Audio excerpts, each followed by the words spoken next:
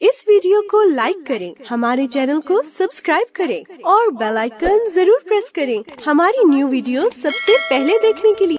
अल्लाह ताला का लाख लाख शुक्र है कि उसने हमें इंसान बनाया और बाकी सारी मखलूक को हमारे लिए पैदा किया। अल्लाह सुब्हानहू ताला फरमाते हैं, खलक़ लकुम मा फिल अर्दि जमीआ, उसने तुम्हारे लिए पैदा किया जो कुछ जमीन में है सारे का सारा। हम अपने आसपास बेशुमार नेमतें अल्लाह सुब्हानहू ताला की बिखरी हुई देखते हैं। अगर आप गौर व फिक्र करें तो आप देखेंगे कि आपके आसपास अल्लाह ताला की बेशुमार नेमतें हैं और ये सारी नेमतें ऐसी हैं कि जिनमें हमारे लिए फायदे भी हैं और हमारे लिए एक बहुत बड़ा सबक भी है। जब कभी हम सब्जे को देखते हैं तो ये सब्जा हमारे लिए सुकून का बायस होता है। फिर हम पानी को देखते हैं। अगर आप किसी दरिया या समुंदर के किनारे जाएं तो पानी को देखकर आपके अंदर एक खास किस्म का सुकून पैदा होता है। रात के वक्त अगर आप आसमान को देखें तो एक सुकून का एहसास होता है। आसमान पे फैले हुए चमकते हुए तारे आपको दिल का एक गहरा सुकून अता करते हैं। पहाड़ों पर अगर आप चले जाएं तो वहां जाकर भी आपको एक खास किस्म की खुशी का एहसास होता है। आपकी कैफियत बदल जाती हैं। गर्ज नेचर की कोई भी चीज आप देखें तो आपके अंदर एक इत्मीनान और एक खुशी पैदा होती है। लेकिन अगर हम गौर करें कि ऐसा क्यों होता है तो एक चीज सब में कॉमन नजर आएगी और वो ये कि ये तमाम चीजें अपनी अपनी हद पे ठहरी हुई हैं, अल्लाह ताला की इताअत में लगी हुई हैं, उसके हुक्म की पाबंद हैं। इनमें से कोई भी चीज अगर अपनी हद तोड़ दे, अपनी हद से आगे निकल जाए तो ये सारी पुरसुकून चीजें हमारे लिए एक खौफनाक मंजर का समा पेश करेंगी।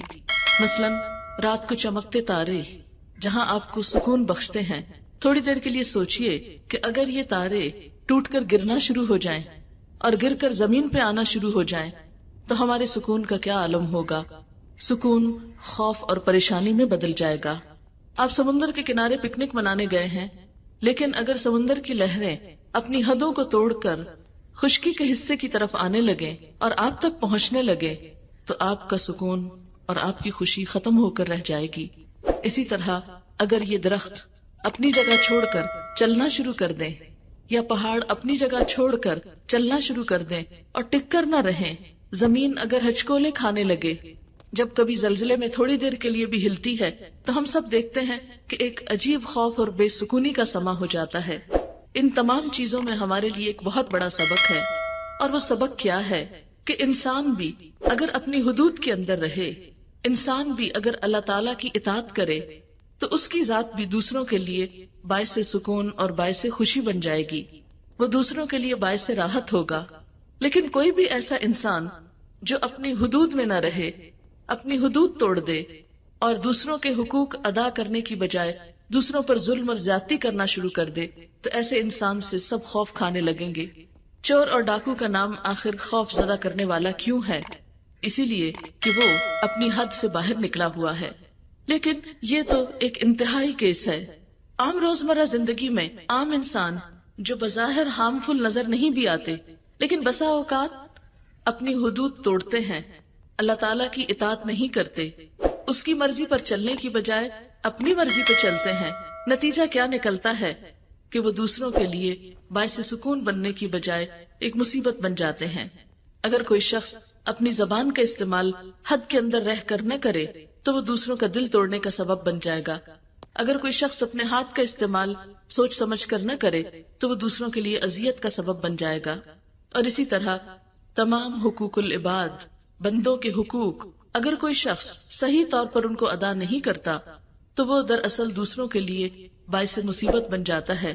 वो इंसान जो इंसान के लिए उन्स का सबब है, सुकून का सबब है, इंसान के लिए खुशी का सबब है, क्योंकि कोई भी इंसान तन्हा नहीं रह सकता। हर इंसान को कंपनी चाहिए होती है। लेकिन किस कंपनी को इंसान एंजॉय करता है? कौन सा इंसान इंसानों के लिए खुशी का बायस होता है? वो जिसके हाथ और जुबान से दूसरे महफूज रहें, वो जो अपनी जिम्मेदारियों को पूरा करने वाला हो, वो जो दूसरों के हुकूक अदा करने वाला हो। तो आइए देखते हैं कि हुकूकुल इबाद, बंदों के हुकूक और उन जिम्मेदारियों को महसूस करना किस कदर जरूरी है। तो इसमें सबसे पहला हक किसका है? सबसे पहला हक बंदों के हुकूक में वालिदैन का है। قرآن پاک میں اللہ سبحانہ تعالیٰ اپنی عبادت کے بعد جس ہستی کی اطاعت اور جس کی شکر گزاری کا ہمیں حکم دیتے ہیں وہ والدین ہیں. لیکن ہم عام طور پر دیکھتے ہیں کہ والدین شکوہ کرتے نظر آتے ہیں کہ بچے بات نہیں سنتے، بچے بات نہیں مانتے، گویا بچے اپنی حدود میں نہیں، اپنی حدود پار کرتے ہیں، جس کی وجہ سے وہ ماں باپ کے لیے تکلیف کا سامان پیدا کرتے ہیں. تو ہم قرآن پاک کی آیات کی روشنی میں اور نبی صلی اللہ علیہ وسلم کی احادیث کی روشنی میں والدین کے حقوق اور والدین کے مقام اور مرتبے کے بارے میں چند ایک باتیں آج پڑھیں گے، تاکہ ہم حقوق العباد کے سلسلے میں اپنی پہلی ذمہ داری کو، اپنی اہم ترین ذمہ داری کو ادا کر سکیں. کیونکہ آپ جانتے ہیں کہ اگر انسان سے اپنے رب کے حق میں کچھ کمی ہو جاتی ہے تو رب معاف کرنے والا ہے، لیکن بندے جب بندوں کا حق ادا نہیں کرتے، حقوق العباد کی پرواہ نہیں کرتے، تو ان کی معافی نہیں جب تک کہ بندے معاف نہ کر دیں. اور خصوصاً والدین، اگر کوئی شخص اپنے والدین کو ناراض کرتا ہے، اپنے والدین کے لیے خوشی اور آنکھوں کی ٹھنڈک کا باعث نہیں، اگر کوئی بچہ یا کوئی اولاد اپنے ماں باپ کی آنکھوں کی ٹھنڈک نہیں، ان کے لیے خوشی کا سبب نہیں، تو اس کو سوچنا چاہیے کہ وہ اپنے لیے کیا کما رہا ہے. کیونکہ جب آپ صلی اللہ علیہ وسلم سے پوچھا ایک شخص نے، یا رسول اللہ، ماں باپ کا اولاد پر کیا حق ہے، تو آپ نے فرمایا ماں باپ ہی تمہاری جنت ہیں اور ماں باپ ہی تمہارا دوزخ ہیں.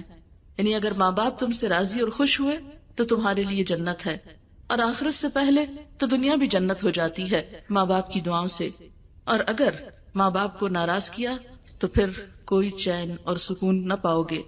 اسی لیے ہم دیکھتے ہیں کہ اللہ سبحانہ تعالیٰ فرماتے ہیں وَبِالْوَالِدَيْنِ احسانا، والدین کے ساتھ احسان کرو، والدین کے ساتھ اچھا سلوک کرو. حضرت عبداللہ بن مسعود کہتے ہیں کہ میں نے نبی صلی اللہ علیہ وسلم سے پوچھا کون سا عمل اللہ کو زیادہ محبوب ہے؟ آپ نے فرمایا وہ نماز جو وقت پر پڑھی جائے. میں نے پھر پوچھا اس کے بعد؟ فرمایا ماں باپ کے ساتھ اچھا سلوک. میں نے پوچھا اس کے بعد؟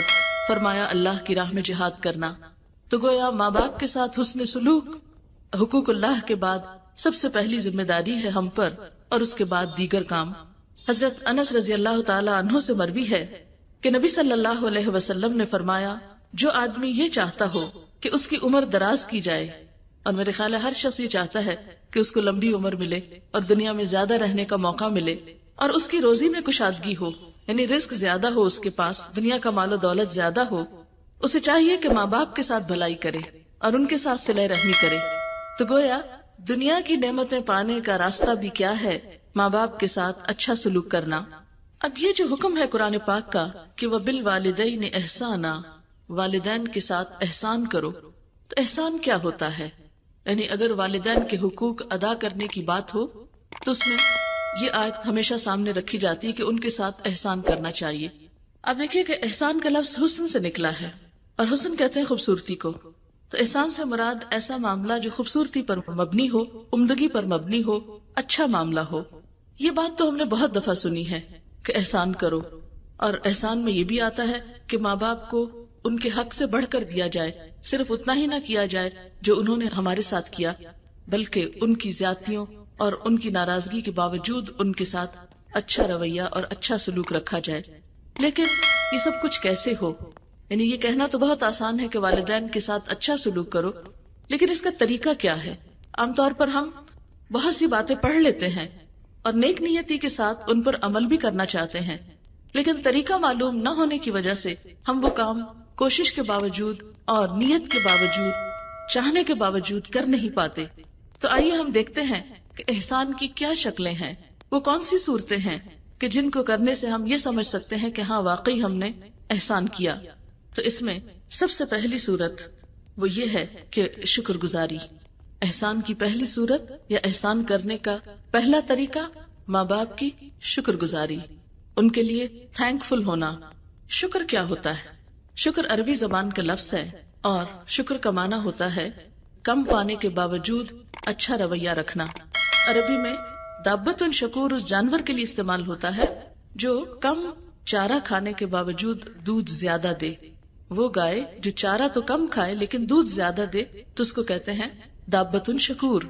تو گویا شکر گزار انسان ایک ایسا انسان ہے کہ جو اپنا حق نہ ملنے کے باوجود، نہ پانے کے باوجود بھی دینے والا ہو. تو ماں باپ